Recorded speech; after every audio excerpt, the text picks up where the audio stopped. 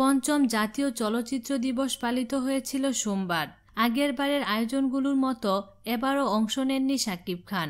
প্রথম শোনা গিয়েছিল কলকাতায় অবস্থান করছেন এই ঢালিউড সুপারস্টার। পরে শোনা যায় উল্টোটি। অভিযোগ উঠে ঢাকায় অবস্থান করেও এবার চলচ্চিত্র দিবসের আয়োজনে আসেননি শাকিব। সোমবার জাতীয় চলচ্চিত্র দিবসের প্রাক্কালে এফডিসিতে বেশ কয়েকজন প্রযোজক ও পরিচালক নাম প্রকাশ না করার শর্তে সংবাদ মাধ্যমের কাছে এ অভিযোগ করেন। তারা জানান, কলকাতার শ্রী ভেঙ্কটেশ ছবির শুটিংয়ের বিরতিতে রোববার রাতের বিমানেই দেশে ফিরেছেন শাকিব। সোমবার সারাদিন তিনি বাসায় অবস্থান করেছেন। মঙ্গলবার সন্ধ্যায় সত্তার প্রিমিয়ার শোতে অংশ নেয়ার কথা রয়েছে শাকিবের। ছবিটির পরিচালক হাসিবুল রেজা কল্লোল সংবাদ মাধ্যমকে বিষয়টি নিশ্চিত করেছেন।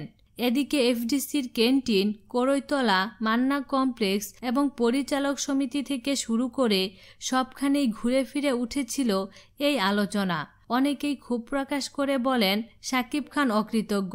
এই চলচ্চিত্র তাকে অনেক কিছু দিলেও সে কিছুই দিতে পারেনি, বিনিময় অহংকার আর মিথ্যা আশ্বাস ছাড়া। আজকাল মনে হয় অভিনয়কে টাকা কামানোর হাতিয়ার হিসেবেই নিয়েছেন শাকিব।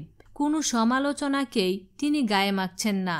চলচ্চিত্র সংশ্লিষ্ট মানুষদের জন্মোৎসব কিংবা মৃত্যু দিবসের কোনো আয়োজনে তাকে পাওয়া যায় না। নিজে পুরস্কার না পেলে জাতীয় চলচ্চিত্র পুরস্কার প্রদানের অনুষ্ঠানেও থাকেন না তিনি।